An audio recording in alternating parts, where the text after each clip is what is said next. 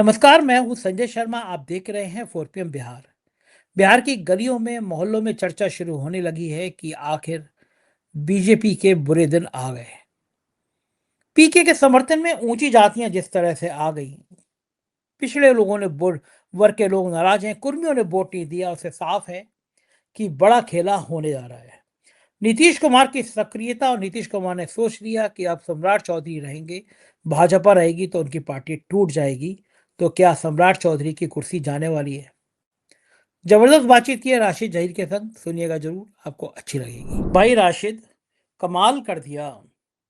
इन नौजवानों को तो जितना सलाम किया जाए उतना कम है। ये विपक्ष की पार्टियां मिल मिल के जो काम नहीं कर पाई, वो काम इन नौजवानों ने कर दिया। बल्कि नौजवान तो मैं गलत कर रहा हूँ कि सरकार ने खुद कर लिया। कभी कभी ऐसा होता है कि पैर कुल्हाड़ी पे लग जाता है, और कभी कभी ऐसा होता है कुल्हाड़ी पे जाके पैर मार दिया जाता है। तो वही स्थिति हुआ। नौजवानों पे लाठियां चलाना और गोली चलाना इतना भारी पड़ जाएगा, ये तो सोचा नहीं था। अभी मैं भारत की बात करूंगा, उससे पहले मैं ऑस्ट्रेलिया की बात करूं। सिडनी में हूं, तो मुझे लगा अभी विश्व गुरु गए होंगे तो यहाँ पे कोई जलवा हलवा होगा। मैं मिला, आप यकीन करो राशिद, 99% लोगों का कहना था यहाँ पे जो भारतीय जिनसे मिला कि बाकी तो ठीक है भाई, हम मोदी जी को सपोर्ट करते थे, लेकिन ये नौजवानों पे ये मारपीट नहीं करना चाहिए। तो वो बच्चे हैं, उनसे बात करनी चाहिए थी। ये जो लड़कियों के संग बदतमीजी हो रही है, बाद में उनको पुलिस छापे मार रही है, ये सब नहीं होना चाहिए। यानी पूरी दुनिया में गुस्सा है, और भारत के गुस्से का आलम तो ये है कि जो सरकार के सहयोगी दल थे, उनमें बेचैनी बढ़ गई। आज मेरा दिन भर बल्कि परिवार के लोग कह रहे थे, कर क्या रहे हो तुम, यहाँ घूमने आए हो, यहाँ पे भी बैठ के फोन और लोगों से जानकारी, और तुम ये पढ़ने में गुजार रहे हो समय। लेकिन मेरे मन में बड़ी बेचैनी थी ये जानने के लिए हो क्या रहा है। और फिर मैंने आज हैदराबाद से लेकर और पटना तक बात की। पटना में अपने अभिषेक है, उससे बात करी मैंने। हालात बेकाबू हो रहे हैं। अभिषेक का कहना था कि बिहार में वो होने जा रहा है जो किसी ने सोचा नहीं था। शायद अमित शाह के दुलारे मुख्यमंत्री को बदलने की चाल नीतीश कुमार चलने जा रहे हैं। बहुत दिनों बाद नीतीश कुमार दफ्तर पहुंचे हैं, तो फिर संग में संजय झा और लल्लन बाबू जैसे लोग जो कभी अमित शाह की दरबारी करने में नीतीश को साथ छोड़ गए थे, अब नीतीश के दाएं बाएं नजर आ रहे हैं। समझ में आ गया कि पार्टी बचेगी तो आप कहीं के रहेंगे। वो जो हमेशा सबसे ताकतवर दीवार बनते थे इस सरकार की, वो पार्लियामेंट से गायब है। आ भी रहे हैं तो कैमरों के सामने मुंह छुपा रहे हैं, एक फर्जी सी स्माइल भेज रहे हैं। हवाइयां उड़ी हुई हैं विश्व गुरु की, अमित शाह की। अचानक चर्चा होने लगी है कि नितिन बाबू का और अमित शाह का कहीं इस्तीफा ना हो जाए। वो सीट जो 35 साल से कभी हारी नहीं थी, शायद, जहां पे 450 में से 402 या 422 बूथ हार गए। रविशंकर प्रसाद के बूथ हारे, खुद बीजेपी के राष्ट्रीय अध्यक्ष का बूथ हारे। और बेचैनी तो चंद्रबाबू नायडू के यहाँ भी है, और सहयोगी दल जितने हैं, उन सब में बेचैनी है कि ये नौजवान तो अब जहां पे मामला देखेंगे वहां पे सत्ता बदल देंगे। ये एक बहुत बड़े तूफान का आहट है राशिद। आप बहुत पढ़ते हो, दुनिया के अखबारों में भी चर्चा होने लगी है कि भारत का आंदोलन कहीं कहर न बन जाए। क्या मानना है आपका? संजय सर, आपकी बात बिल्कुल ठीक है।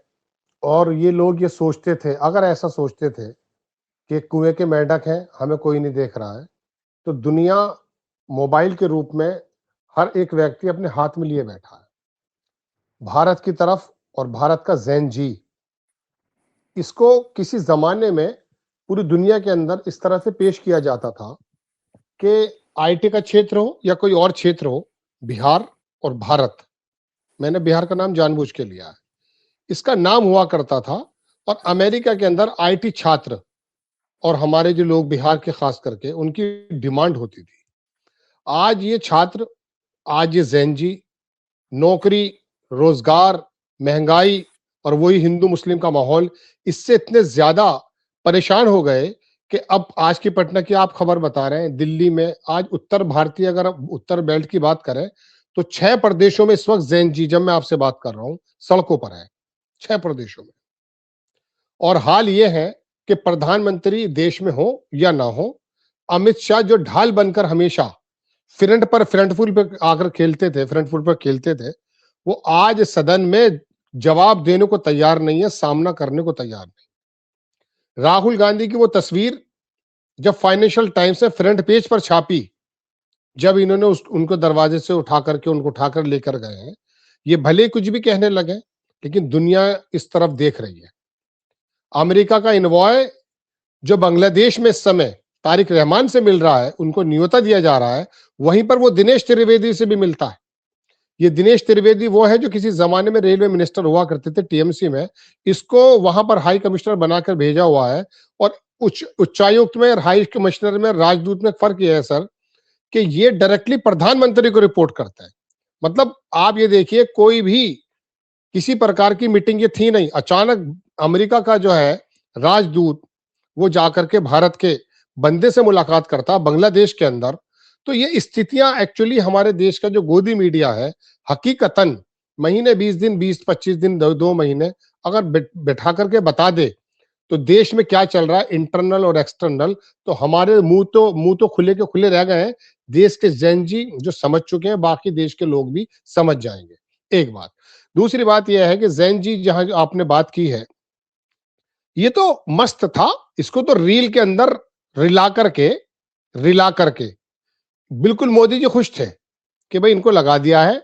डाटा दुनिया में बहुत सस्ता है भारत में, और सस्ता होने की वजह यही बताते थे कि जैन जी और जैन अल्फा ये इसके अंदर इन्वॉल्व हो जाएंगे, और बाकी हम ड्राइंग रूम मीटिंग करके आरएसएस के लोग बीजेपी की जमीन बना लेंगे।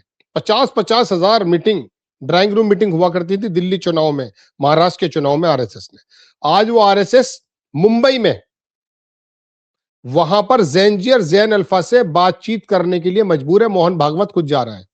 उनको पता ये चला कि यार सारे संस्थान, सारे रिसोर्सेज, सारे तबके, सारे विभाग और सारे जो विपक्ष के लोग हैं उनके भी मुख्य मुख्य नेता हमने छीन लिए, सब कुछ हमारे हाथ में था। लेकिन अचानक ये जैन जी कहां से आ गया, इनको मालूम ही नहीं था। रील पे आना पड़ गया। और जो रियल लाइफ चल रही है इस समय भारत की तकदीर की, सदन में जो 19 बैठकें थी बर्बाद हो चुकी हैं, 12-13, 4-5 बची हैं। बेहतर है उसे खत्म ही कर दें, पैसा तो बचे ना कुछ। वहां पर आने को तैयार नहीं है, और रील पर आते हैं रात को और आकर के उस जैन जी को समझाने की कोशिश कर रहे हैं। जैन जी समझ चुका है, और समझ करके सड़क के साथ साथ एक लड़ाई और लड़ रहा है, जो शायद भारतीय जनता पार्टी और आरएसएस के लोग समझ नहीं पाए। वो लड़ाई है अपने घर में। जिन लोगों ने बीजेपी को वोट दिया था, जैन जी वहां वाटर कैनन में पानी की बौछारें अपने सर पे लेकर के घर गया है, पिट करके घर गया है। और जाकर के उसने पिता से सवाल किया है कि आप ये बताइए, आप जो भक्त बनने पड़े थे, ये लड़ाई जो घर के अंदर चल रही है, 3-4 जगह ऐसी लड़ाई चल रही है, जैन जी ने पैदा कर दी है, जो विपक्ष के नेता भी नहीं कर पा रहे थे। राहुल गांधी बहुत शानदार काम कर रहे थे, हम देख रहे थे, लेकिन अगर ये वाला उंगली पकड़ते हैं तो ये वाला उंगला रह जाता है, ये वाली उंगली पकड़ती है तो ये वाला उंगला रह जाता है। ऐसे में जैन जी ने चारों तरफ से आकर जो बात की है, ये खाली नीट की बात नहीं थी। वहां पर आने वाला एक एक व्यक्ति, एक एक बच्चा, एक एक स्टूडेंट अलग अलग अपने फ्यूचर के प्रति परेशान था और परेशान है। और इन लोगों ने आकर के काम तो ये कर दिया कि बांकीपुर, जिसका आपने जिक्र किया, मैं इसी से जोड़ देता हूं। बांकीपुर उस जमाने से भाजपा के हाथ में है, जब लालू प्रसाद का सिक्का भी बोला करता था वहां 95 में भी। लेकिन उसके बावजूद बांकीपुर के अंदर 50% संजय सर जो अपर समाज है, आप वहां की हार को छोटा हार मत समझिए। नितिन नबीन तो नो डाउट वहां के थे, वो ये भी कह सकते हैं कि जी मेरा कैंडिडेट आपने चेंज कर दिया था चारा घोटाले की वजह से, किसी और वजह से। लेकिन वहां बांकीपुर की सीट पटना की नहीं, पूरे बिहार की सबसे समृद्ध सीट है। 50% अपर क्लास है वहां। इस सीट से आप अंदाजा कीजिए कि अपर क्लास ने अगर आपको वहां पर 19, 20, 25, 20 हजार वोटों से हरा दिया है, तो आप ये समझ लीजिए कि आपके लिए खतरे की घंटी है। इस जैन जी ने घर पे भी जाकर बजा दी है अपने पेरेंट्स के सामने, और सड़क पर तो ये बजा ही रहा है। और ये घंटी इस प्रकार की बज रही है कि इनकी समझ में नहीं आ रहा है कि कहां से हम क्या कंट्रोल करें। बस इनकी समझ में ये आया कि हर ताली की जो चाबी अमित शाह थे, हर जगह जाते थे, आज वो भी घर पर बैठ गए, इस्तीफे की बात आ गई है। जी। सबसे खतरनाक बात तो ये है कि ये वही पटना है जहां पे स्टूडेंट के मूवमेंट के लिए AK-47 इस्तेमाल हुई। मुझे याद नहीं आ रहा कि आज़ाद भारत में किसी आंदोलन को कुचलने के लिए AK-47 की कोई गोली चली हो। दिल्ली में पानी की बौछारें चलती हैं, आंसू गैस चलते हैं, पैलेट गन चलती है, और पटना में AK-47 चलती है। किसी जमाने में प्रधानमंत्री ने अरविंद केजरीवाल को AK-47 कहा था और दिल्ली में बैंड बज गई थी। अब AK-47 चली है बिहार में, पटना में, और AK-47 का नतीजा है कि अब मेरे पास जो सूत्र हैं, अभिषेक के पास जो सूत्र हैं, हमारे पटना के स्थानीय संपादक के पास जो सूत्र हैं, वो बता रहे हैं कि नीतीश ने बाजी चल दी है, सम्राट चौधरी को शायद इस्तीफा देना पड़ जाए। और अगर ये होगा तो ये अमित शाह के लिए बहुत बड़ा झटका होगा कि जो नीतीश बाबू के लिए किनारे करने की रणनीति विश्व गुरु ने अमित शाह ने बनाई थी, वो धराशायी हो गई।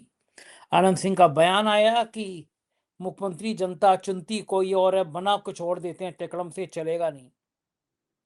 और अंदर खाने बात ये चल रही है कि राष्ट्रीय जनता दल एक्टिव हो गया है, JDU एक्टिव हो गया है, और नीतीश गुट ने पीके को जिताने के लिए अंदर खाने मदद की, ये भी बड़ी चर्चा है।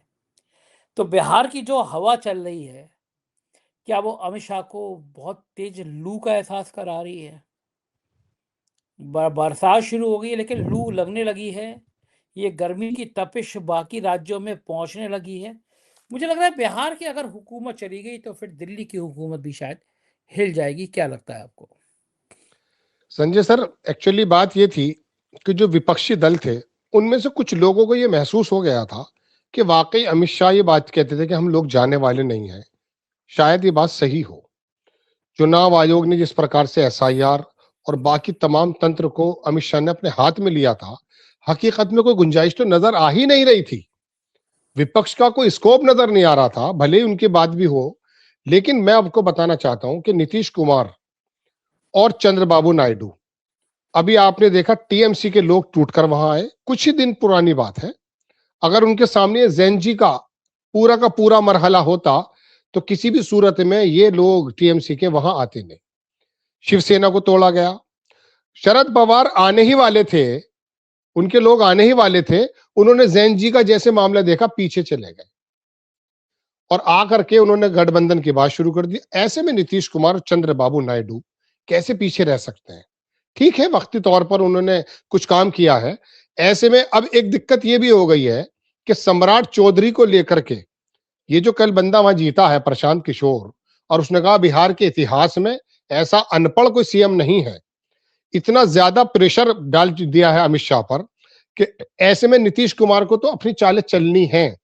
और एक बात मैं और बता दूं, कोई कहने लगे उम्र हो गई है, बीमार हो गए हैं, बिहार की मिट्टी के अंदर राजनीति ऐसी होती है सर कि KBC जिस समय अमिताभ बच्चन चलाते थे तो हमारे पास, चूंकि हम भी स्कूल में जाते थे, लोगों में बैठा सोना करते थे, तो लाइंस जो होती थी ना बिहार की और पूरब की लाइनें अक्सर KBC वालों को मिलती नहीं थी।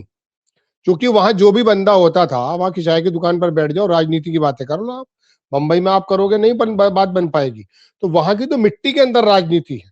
तो नीतीश कुमार को अगर कुछ लोगों ने चुका हुआ माना है तो ये यहाँ पर उनके पलटी मारने का शानदार एक मौका उनको मिल गया है जैन जी की वजह से। और दूसरी बात यह है, ये बिहार जो आप बात कर रहे हैं, 1974 में, 1975 में, ये 12 जून की डेट थी, 50 बरस पहले, जब वहां पर JP का आंदोलन शुरू हुआ। वो इसी पटना के यहीं के स्टूडेंट्स थे। मैं आपके सामने कई बार जिक्र कर चुका हूं। मुझे इसलिए तारीख याद रहती है क्योंकि मेरा जन्मदिन था इस तारीख में, इस साल में, तो मैं इसलिए बता देता हूं। तो वहां गफूर अहमद की सरकार, वो यूनिवर्सिटी के ही बच्चों ने तो शुरू की थी।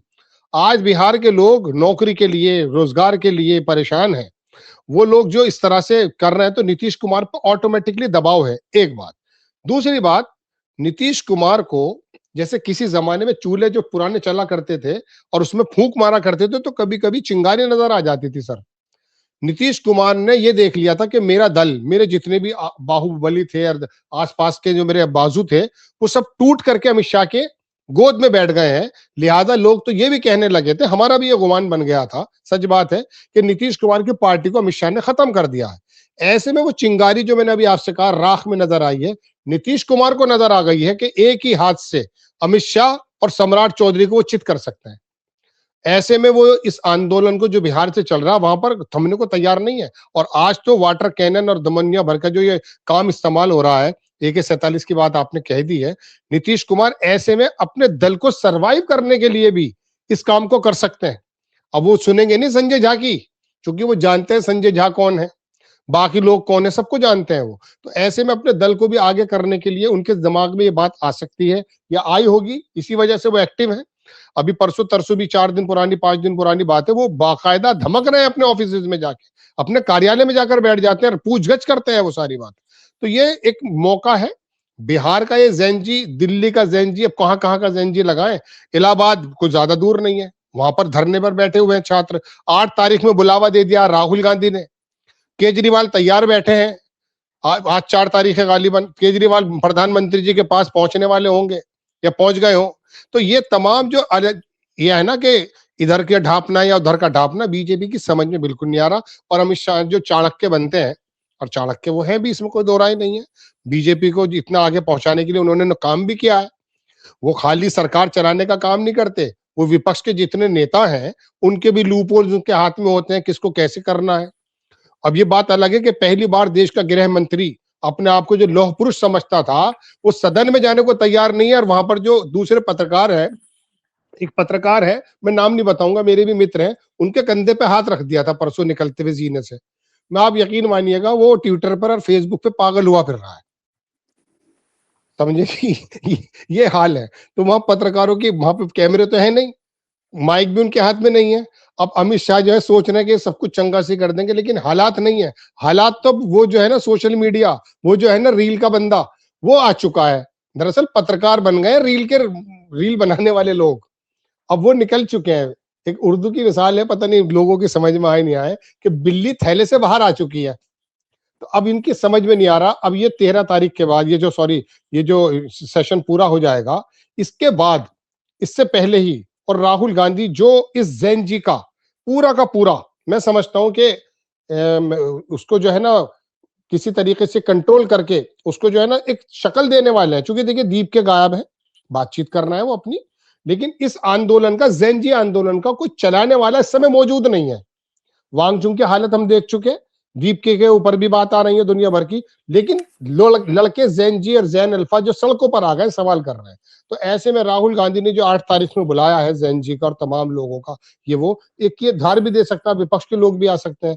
अब नीतीश कुमार, जाहिर सी बात है, बिहार के अंदर ये काम है, और बिहार की चिंगारी एक तो जल्दी से उगती नहीं है, और चिंगारी अगर वहां हो जाती है तो ये बिहार के इतिहास है। आप मुझसे किसी भी आंदोलन के बारे में पूछ सकते हैं कि वो अपने पूरे काम को करने के बाद ही शांत होती है।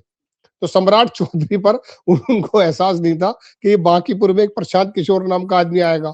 वो वो चाहते हैं, संजय सर, मैं एक बात और जोड़ दूं साथ में, प्रशांत किशोर 1 घंटे में वो राज्यसभा भी जा सकता था बंदा, विधान परिषद भी जा सकता था, लेकिन वो जमीन पर लड़ करके आया। पिछली बार 3% वोट मिला था, 2-4 अगर उसके मिसाल के तौर पे और भी जीत जाते। इस जीत ने सम्राट चौधरी के समय, जब वो अनपढ़ का नारा लगा रहा है, प्रशांत किशोर नाम का व्यक्ति, वो एक समझ लीजिए कि पूरे बिहार के और अमित शाह के चुने हुए बंदे पर आवाज उठा रहा है।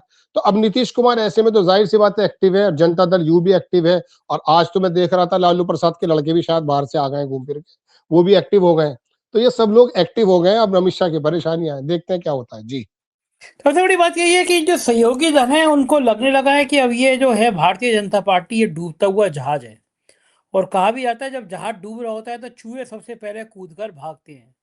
तो एक बड़े जहाज की शरण में एक बड़े वृक्ष के नीचे तले बैठ के छांव के लिए जो आए थे सहयोगी दल, उनको लग रहा है कि अब अगर बीजेपी के संग रहे तो ये जैन जी बेड़ा गर्क कर देंगे। मैं तो एक आईबी के अफसर ने मुझे बताया कि सबसे ज्यादा बीजेपी डरी हुई है कि ये गोदी मीडिया के जो दुलारे हैं, इन दुलारों की बैंड बज गई है, दुलारे घर से निकल नहीं पा रहे हैं, गनर लेके चलने लगे हैं। इनको डर लगने लगा है, इनके संस्थानों की सिक्योरिटी बढ़ा दी गई है कि नौजवान की उधर मुंह ना कर लें, चैनल की आईडी लेके नहीं जा रहे हैं। यानी जो हम कभी कुछ दिन पहले चर्चा करते थे कि ये जो दिन भर चैनल में बैठ के हिंदू मुसलमान का फसाद कराते हैं ये पत्रकार, नफरत की भाषा बोलते हैं। हमने कुछ दिन पहले कहा भी था, शायद राशिद आपके साथ ही कहा था, कि ये दिन आएगा देश में कि जो पत्रकार नफरत जहर बो रहा है, चोपड़ा खोपड़ा जो भी हो, देवगन एवगन हो, जो सुधी चौधरी वौधरी जो भी हो, अंजनाम कश्यप जी महान पत्रकार, ये जो नफरत की खेती कर रही है, चैनल में बैठ के आग लगा रही है दो समुदाय के बीच में, इन्हें भुगतना पड़ेगा। मैं चाहता नहीं हूं कि किसी पत्रकार की पिटाई हो, किसी बेचारे ये तो स्टूडियो में बैठे रहते हैं, मालिक पैसा कमाते हैं ये, और जो रिपोर्टर गए उनके संग बदसलूकी हुई, कपड़े फाड़ दिए गए। लेकिन इस गुस्से का आप क्या करेंगे? जैन जी देख रहा है कि उनके आंदोलन को खालिस्तानी कहा जा रहा है, नफरती कहा जा रहा है। एक वो सेक्सी दवा बेचने वाला फटीचर पत्रकार शुभांकर, वो कह रहा है ये आंदोलन तो बिल्कुल गलत है, इस पे मजहब के नारे लग रहे हैं। बताइए आप, इसमें मजहब के लिए ऐसी ऐसी बातें की जा रही हैं।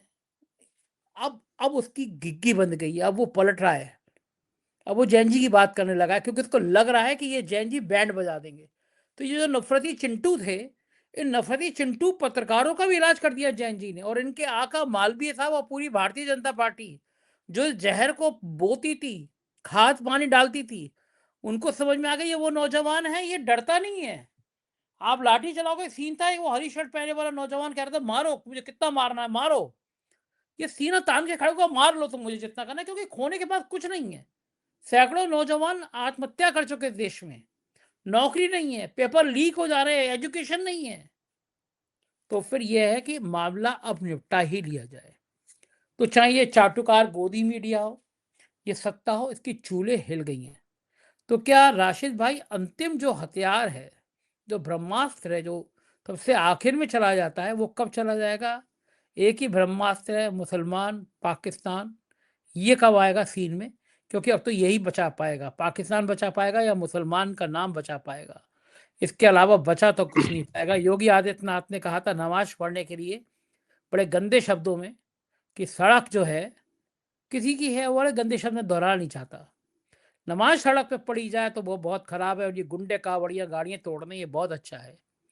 मेरठ का एसएसपी, शर्म नहीं आ रही उसको आईपीएस होने पे, फूल बरसा रही है, गाड़ियों से खींच के पुलिस वालों को मारा जा रहा है, सफाई दे रहा है कि कावड़ियाँ नहीं है।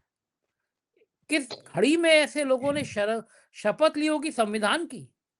वहां का एडीजी फूल बरसा रहा है कावड़ियों पे, और वीडियो वायरल हो रहे हैं कावड़ियों की हिंसा के। तो शांतिपूर्ण नमाज पढ़ रहे हैं, उनके लिए तो बहुत बड़ा गुनाह हो गया। वो अल्लाह को याद कर रहे हैं शांति से, अमन चैन की बात कर रहे हैं, नमाज पढ़ना, पूजा करना, चर्च में जाना। ईश्वर के पास जो आदमी जा रहा है वो तो इबादत की बात करता है, प्यार की बात करता है, भाईचारे की बात करता है। और ये जो भगवान के नाम को लेके जो गुंडागर्दी हो रही है, गाड़ियां तोड़ी जा रही हैं, एक गाड़ी तो वो तोड़ दी गई जिसमें खुद कावड़िया ही गाड़ी लेके आए थे, उन्हीं की गाड़ी तोड़ दी गई। तो ये जो तड़का है, ये जो फाइनल ब्रह्मास्त्र है, मुसलमान पाकिस्तान, ये सीन में कब आएगा? क्योंकि हमें इंतजार है। तो सत्ता जाएगी तो बहुत बुरी तरह से, या तो पुलवामा होता है, पहलगाम होता है, या फिर मुसलमान और पाकिस्तान होता है। इस सीन की भी अभी एंट्री मुझे लगता है जैन जी को रोकने के लिए कहीं ना कहीं होगी। और भगवान करे, ईश्वर करे, अल्लाह करे ये ना हो, क्योंकि ये जहर पूरे देश को तबाह कर देता है, बर्बाद कर देता है। आपको लग रहा है कि फाइनल टच में अब यही एंट्री बाकी है, मुसलमान और पाकिस्तान? संजय सर, चूंकि 3-4 सवाल हो गए तो मेरा जहन एक जगह अटक गया, चूंकि आप जानते हैं कि मेरे अंदर शायरी का भी कीड़ा है। अब हुआ यूं है कि वो आपने कहा कि जहाज डूब रहा है, तो मैंने पहले भी एक शेर पढ़ा था, उर्दू का थोड़ा टिपिकल है लेकिन मैं बहुत आसान से समझा दूंगा। शायर ये कह रहा था, जब आपने कहा ना ये बीजेपी का जहाज डूब डूब रहा, चूहे कूद जाते हैं, तो वो एक शायर कहता है कि अब नजा का है आलम, नजा कहते हैं मौत को, अब नजा का है आलम, अपनी मोहब्बत वापस ले लो। अब नजा का है आलम, अपनी मोहब्बत वापस ले लो, जहां कश्ती जब डूबा करती है तो बोझ उतारा करते हैं। तो हुआ यह कि नजा का आलम है इस समय, बीजेपी के हाल खराब है। एक मैं थोड़ा सा और क्लियर कर दूं कि यहाँ जैसा आपने कहा फूल बरसाने की बात, यहाँ के लोकल एसएसपी ने तो नहीं बरसाए, यहाँ के एडीजी हैं जिन्होंने बरसाए हैं। मैं आज देख रहा था सर कि यहाँ कांवड़ चल रहा है। आपने कहा ना कि ऐसा कौन सा हथियार आने वाला है, तो मैं लोकल प्रशासन को देख रहा था अपने, यहाँ के लोकल एसएसपी जो है उन्होंने अपनी जान को, एसएसपी यहाँ के सिटी एसपी है, मेरी तो खैर मुलाकात नहीं है, तो मैं बताना चाह रहा हूं कि उन्होंने इस कांवड़ यात्रा को इस प्रकार से सकुशल करने का काम कर रखा है कि उनके हाल खराब हैं। और लोगों का कहना यह है, सोचना यह है कि ये 11 तारीख में गाड़ियों, पुलिस की गाड़ियों पे कावड़ यात्रा लिखा है, पुलिस धार्मिक चिन्ह लिखे हैं पुलिस की वो गाड़ियों पे। मुरादाबाद में, पता वो नहीं जी जी सुप्रीम वो मुरादा पता नहीं सुप्रीम कोर्ट के चीफ जस्टिस देख रहे हैं नहीं देख रहे हैं। और बिल्कुल वो अगर नहीं देख रहे हैं मुरादाबाद तो में हुआ है शर्मनाक सर, बात है। बिल्कुल सही कह रहे हैं आप। हाई कोर्ट और सुप्रीम कोर्ट को देखना चाहिए, संविधान का उल्लंघन है। पुलिस की गाड़ियों पे इस तरह धार्मिक प्रतीकों से पुलिस की गाड़ियां बन गई हैं। ये सब क्या हो रहा है इस मुल्क में? बिल्कुल, बिल्कुल। वो मुरादाबाद में जो है गाड़ी रंग दी है। अब मुरादाबाद की जब बात आ गई तो एक बात कह के आगे आगे निकलता हूँ कि मुरा ऐसा कोई अफ़सर देखा है आपने, जिसने अपने कार्यकाल के अंदर 8, 9, 10, 11 मैं भूल गया हूँ 6-7 तो बहुत पहले थे, चुनाव करा दिए हों? 6-7 5-6 साल से जो जुड़ा हुआ हो, आदम खां से खास मोहब्बत रखता है, वो वहाँ से जा नहीं रहा है अभी। तो बहरहाल वो पुलिस मुरादाबाद का का तो आपको कमिश्नर मालूम है हाई कोर्ट लेकिन में मामला चल रहा है, दिल्ली हाई कोर्ट में। जी, जी, सब जी, जी, जी। डेपुटेशन के नियमों तो के अब विपरीत है। सर इनके पास अब कुछ बचा नहीं है। मैं दुआ ये कर रहा हूँ कि कांवड़ यात्रा मैं तो अपने जो लोकल के पुलिस वाले थे मैं उनकी हमदर्दी में इसलिए था सर कि हकीकत में उनकी वर्दियां पसीने से सफेद हो गई हैं। वो लगे हुए हैं, मेरे घर के आगे जाके देखेंगे तो हालात ये है और पल पल गुजरता हुआ उन्हें ऐसा महसूस हो रहा कि ये गुजर जाए, ये गुजर जाए और हर एक वक्त ऐसा गुजर रहा। इस बीच लोगों का कहना यह है कि ये वो टाइम है अब जब इनके पास चुनाव भी आ रहा है, इनके पास कोई रास्ता बचता नहीं है। अब पॉलिटिकल लोग क्या करा दें, क्या ना करा दें, इसके बारे में कुछ कहा तो नहीं जा सकता, लेकिन इनके पास कोई चारा नहीं है। मैनिफेस्टो से लेके संकल्प पत्र से लेके कोई भी बात ये ऐसी रख ही नहीं सकते in front of the masses कि साहब हमने ये काम किया है और हमें इस बिहाफ पर वोट दीजिए। बहरहाल बीजेपी के बारे में तो आप बता ही रहे, लेकिन अब ईश्वर से यही प्रार्थना है कि ये अपनी सत्ता पाने के लिए कोई ऐसा काम न कर बैठे कि जिसकी वजह से वर्गीकरण हो और दो भाइयों के बीच में डिस्टेंसेस पैदा हो जाए। ऐसी हम दुआ भी करते हैं, कोशिश भी करते हैं और हमारी खबरों का मतलब भी यही होता है कि लोग अवेयर हो जाए। लेकिन नेता की बात तो आप समझ ही सकते हैं कि इनके हाल क्या है, इन लोगों ने क्या क्या कर रखा है। अब एक बात और भी है सर, जहां ये बात है ना देश के हालात, मैं आपको बताऊं, मैं 3-4 दिन पहले हमारे 4 पीएम ने एक प्रोग्राम बनाया भी था। जस्टिस भूंइया बड़ा शानदार काम कर रहे हैं सुप्रीम कोर्ट में इस समय। उन्होंने एक इशारा दिया था, उन्होंने एक प्रोग्राम के अंदर एक बात कही कॉलेजियम को लेकर के। कॉलेजियम ठीक दुनिया को जानती है कि एक ऐसा समूह जजेस का जो आने वाले जजेस का नियुक्ति करता है, लेकिन ये नियुक्ति करता है उनके उन्होंने इशारा दिया कि इस नियुक्ति के पीछे जो सरकारों का हाथ है, इशारों इशारों में कहा उन्होंने, ट्रांसपेरेंसी की बात भी कही है। हकीकतन बात तो सर ये है कि हमारे जो पिलर्स है ना, अभी गोदी मीडिया पे मैं आ रहा हूँ इसी वजह से मैंने उनकी बात की है, इन सारे के सारे पिलर्स के अंदर एक ट्रांसपेरेंसी होने की ऐसी जरूरत है। ये गोदी मीडिया एक टीवी चैनल की बात मैं आपको बता देता हूँ, क्योंकि मैं थोड़ा सा जुड़ा रहा हूँ, आपको मालूम है इन सब चैनलों से। तो एक चैनल ने 8 पत्रकारों को लाइन अप किया जैनजी में जाने के लिए दिल्ली में, 8 के 8 ने मना कर दिया, 8 के 8 ने मना कर दिया। नौकरी पर रखो मत रखो, पिटाई हमारे बस में नहीं है। और इनके हाल देखो, जैन जी से जाके किसी ने, राहुल गांधी ने उनके कान में तो कहा नहीं है कि फला चैनल का बंदा आएगा पिटाई कर देना। इनके खुद ही स्टूडियो में बैठकर तो ये खूब ज्यादा कर रहे हैं काम, लेकिन इनकी सड़क पर उतरने की हिम्मत नहीं है। लेकिन मैं आज आपको बता दूं, ये सोशल मीडिया, ये छोटे छोटे यूट्यूब चैनल जो बड़ा आकार ले गए हैं, इन्होंने देश के हर एक व्यक्ति को, जैन जी के हर एक बच्चे को पत्रकार बना दिया है।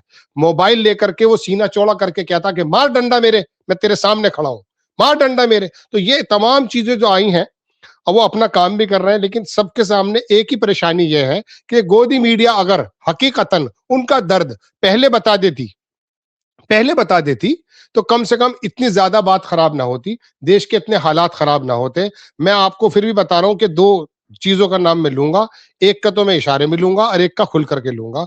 अगर ये 2 चीजें सही हो जाती तो मेरे देश का इतना बेड़ा गर्क नहीं होता। पहले का तो हम जिक्र कर रहे हैं गोदी मीडिया, ये अगर सही चित्रण कर देता, कम से कम हम लोग सही बात रखते। जब भाई सही तुम चित्रण करो, हम सही बात रखेंगे, फिर होगा क्या कि नेता सजग हो जाएंगे, ऑफिशियल सजग हो जाएंगे, वो सही काम करेंगे, देश अब पटरी पा जाएगा। दूसरी बात यह है कि न्यायपालिका क्या है, बस आप जानते ही हैं, मैं बहुत संभल के बात करने वाला हूं। मैं बात इसलिए भी संभल के करता हूं चूंकि जाहिर सी बात है हमारी बहुत सारी बंदिशें ऐसी होती हैं कि हमारे अभी यूट्यूब ने हमारे 4 ने क्या क्या हाल देखे सर, आप तो खुद सफर करके आए हुए हैं। तो हमें तो फिर भी उसके बावजूद भी हमें सच बोलने का जो कीड़ा पता नहीं कहां से आ गया है, एक विपरीत धारा में हमें बहने का शौक कहां से आ गया है। हम भी चाहते बहुत आराम से काम कर सकते थे, लेकिन उसके बावजूद भी हम शासन से प्रशासन से सामने रख करते बात करते हैं। तो वो जो हमारी ट्रांसपेरेंसी, जो न्यायपालिका में हमारे लोग बैठे हैं, बहुत अच्छा काम कर रहे हैं, बहुत शानदार काम कर रहे हैं। अगर वहां पर भी और ज्यादा जैसे भी 34 से 38 हो गए, 38 से 380 हो जाए और जरा जल्दी जल्दी मामले निपटारे होने लगे, तो मैं समझता हूं कि शायद देश की कोई बात बने। बहरहाल लेकिन आखिर में बात मैं यही कहूंगा सर कि हकीकतन बात यह है कि बीजेपी को कोई रास्ता मिल नहीं रहा है, उसके सामने एक ही रास्ता जो मेरे और आपके और देश के जितने भी इंसाफ पसंद लोग हैं, उनके सामने वो रास्ता जो है ना, बहुत ज्यादा दुखदाई है कि ये लोग दो भाइयों को ना लड़ा दें, ये लोग वो तुष्टिकरण का काम ना करें जिससे हम निकल कर आ गए। लेकिन ईमानदारी की बात यह है, बड़ी खुशी की बात है, ना राहुल गांधी कर पाए और ना सोशल मीडिया भी कर पाया। जैन जी पता नहीं कहां से अंदर से भड़क रहा था, कोई उसने आकर के जो इन लोगों को डर भी गए हैं, चूंकि ये सारा का सारा वोट बैंक उन्हीं का है लगभग, तो उन लोगों ने आकर के जो मशाले जला दी हैं, ये कितने सितारे बुझाएंगे। इन्होंने ऐसे आकर के पूरे रोशन कर दिया है पूरे आभा मंडल को कि मुझे अपना आप और भारत का बड़ा एक आने वाला कल ऐसा सुनहरा दिखाई देता है कि जैन जी ही करेगा। और हकीकत बात यह है कि जिस तरफ जवानी चलती उस तरफ जमाना चलता, हम बुजुर्गों से सुनते थे, इन लोगों ने साबित कर दिया। जी बिल्कुल ठीक कह रहे हैं राशिद भाई। और एक जैन गोदी मीडिया के जरिए जो जहर बोया गया, तो गोदी मीडिया वो शेर की सवारी था।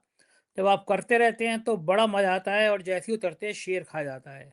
ये जहर जो बोया था, अब वही जहर वापस आ रहा है, और इसी जहर ने सत्ता हिला दी है अमित शाह की, पसीने छुड़ा दिए हैं। और देखना होगा कि क्या होगा। बहुत बहुत शुक्रिया राशिद जी, आपने समय दिया। सुनिए आपने पूरी बातचीत। बताइए, मेरे आपके बच्चे अपना हक मांग रहे थे, दर्जनों बच्चों ने सुसाइड कर लिया, आप उनमें लाठियां चला रहे हैं, गोली चला रहे हैं, AK-47 चला रहे हैं। अब हालत यह है कि भारतीय जनता पार्टी के अंदर बगावत के सुर तेज होने लगे हैं। अमित शाह का इस्तीफा होगा, इसकी चर्चा ही खतरनाक होने लगी है। चारों तरफ से चक्रव्यूह बढ़ता जा रहा है। संघ भी अब हिसाब किताब बराबर करना चाहता है। क्या लगता है नौजवानों का गुस्सा गोदी मीडिया का जहर बचा पाएगा? बताइएगा जरूर, आपके कमेंट का मुझे इंतजार रहेगा। शुक्रिया, थैंक यू।